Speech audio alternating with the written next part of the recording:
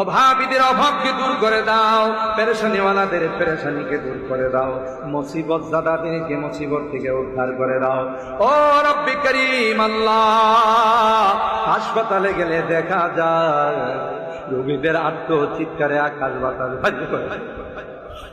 কত রোগী ভাই হুতাশ করে হাউমাউ করে কান্না করে, আল্লাহ কত যন্ত্রণায় কষ্ট করে। আল্লাহ, দুনিয়ার কোনো ডাক্তারের ক্ষমতা নাই, দুনিয়ার কোনো ঔষধের ক্ষমতা নাই।